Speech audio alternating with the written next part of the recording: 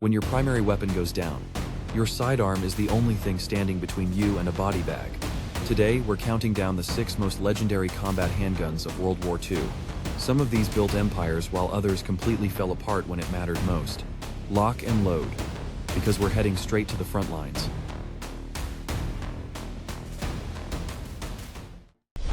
Kicking things off at number 6, the Nambu Type 14, notoriously known as the Turtle Box. Built by Imperial Japanese forces, this was an evolution of the Type A. It's a semi-auto sidearm officially adopted in 1925 as the standard issue for the Japanese Army. From high-ranking brass to NCOs, everyone was packing this piece. Mechanically, she runs a short recoil, locked breech system, coming in at 230 mm overall with a 117 mm barrel, weighing just under a kilo, empty feeding from an 8-round mag. It spits the 8mm Nambu cartridge at 317 meters per second, with an effective range barely past 50 meters. But here's the catch. Her combat track record was a complete disaster. Accuracy was decent, but the rest of the gun was a nightmare. Overly complex internals, a massive pain to clean and prone to accidental discharges. Troops literally joked it was less useful than a piece of firewood. That's a frontline reputation you really don't want.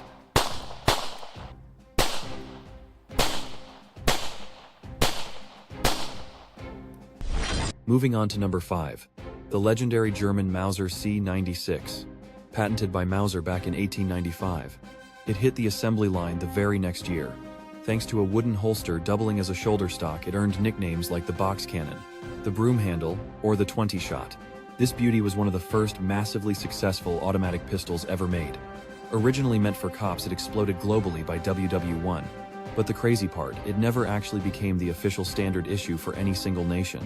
Operating on a short recoil system, she measures 311 millimeters overall, weighing 1.12 kilos, empty feeding from 10 or 20 round stripper clips, and chambered for the snappy 7.63 x 25mm Mauser round. Pushing 427 meters per second, she's deadly accurate out to 100 meters. This icon hit Asian shores around 1912. By 1931, arsenals like Hanyang started cranking out local clones, seeing heavy combat throughout the War of Resistance. Look, she was far from perfect and had her quirks, but she became an absolute legend. She didn't just survive those brutal campaigns. She was a major asset against the invaders.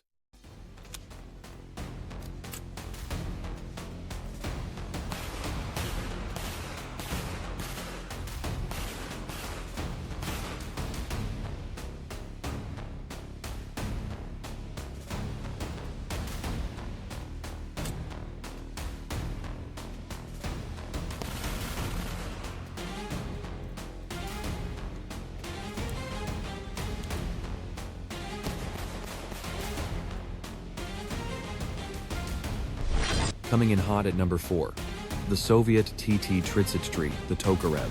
Designed by the legendary Fyodor Tokarev in 1930, this semi-auto was mass-produced at the Tula Arms plant. Since the designer and factory share a T, troops affectionately dubbed it the TT pistol. This was the first self-loading sidearm issued to the Red Army. Tokarev took Browning's genius and armored it up with rugged upgrades. Running a short recoil system, she hits like an absolute freight train. Overall length is 195 millimeters, packing a 116mm barrel, tipping the scales at 0.85 kilos empty, running an 8-round mag. To spit the incredibly hot 7.62 x 25mm Tokarev cartridge. Pushed to the limit, you're squeezing off 25 rounds a minute. Clocking 420 meters per second, it punches right through cover past 50 meters. As one of the most influential combat pistols ever made, this tank earned total respect from Soviet troops through sheer reliability. Throughout the Great Patriotic War, she carved out an undeniable legacy.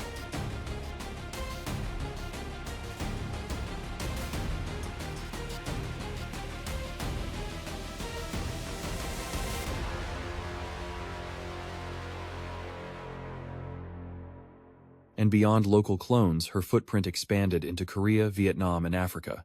Landing at number 3, the undisputed American icon, the Colt M1911. This masterpiece was forged by the genius of John Moses Browning in 1911, brought to life by Colt as the ultimate .45 ACP powerhouse.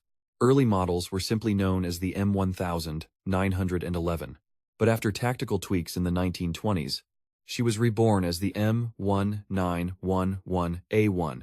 Built around a short recoil system, she's rock solid, dead reliable, and a breeze to field strip under fire. She measures 219 millimeters from tip to tail, featuring a 128 millimeter barrel packing over a kilo of steel. Feeding from a 7-round box mag, she throws massive 45 caliber rounds with serious stopping power. Muzzle velocity sits at 250 meters per second. As a century-old battle-hardened icon, this classic has stood the test of time. The moment she dropped in 1911, she became the mandatory U.S. sidearm, holding her ground all the way to 1,985 when the Beretta 92F took over. She rode with GIs through WW1, WW2, Korea, Vietnam, and Desert Storm. Her DNA is baked into practically every combat pistol released in the 20th century. The U.S. cranked out over 2.7 million of these workhorses.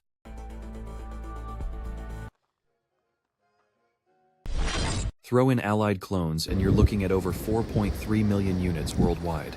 Stepping into the number 2 spot, the German Walther P38. Forged by Karl Walther, this was premier engineering right in the thick of WW2. A true powerhouse and cutting-edge service weapon built for action. Its mission, to phase out the dirt-sensitive Luger P8. This absolute beauty was the first pistol in history to rock a locked breech design, meaning she was locked, loaded, and ready to go bang in a split second. She literally laid the groundwork for the DA, SA combat pistols we see everywhere today. That's exactly why experts call her the world's very first modern combat handgun. Spec-wise, she stretches 216 millimeters end to end, packing a 125 millimeter barrel weighing 800 grams empty, running an 8-round single stack, chambered in the legendary 9x19 millimeter Parabellum, screaming out of the muzzle at 365 meters per second. She got her first taste of combat during the 1939 Blitz into Poland. Thanks to premium German engineering, she was dead reliable and won over troops instantly. From 1938 to the fall of Berlin, they pumped out over 1 million units. Even after the factory was bombed, the P38 lived on as the P1, serving West Germany until 2004, before the HK-USP took over.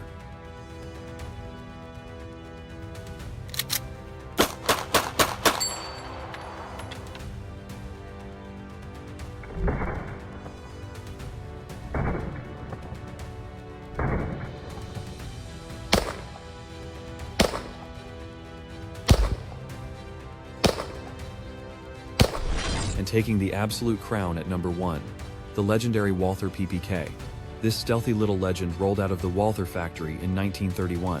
As the compact brother of the Walther PP early in the war, it was miles ahead of anything else on the market.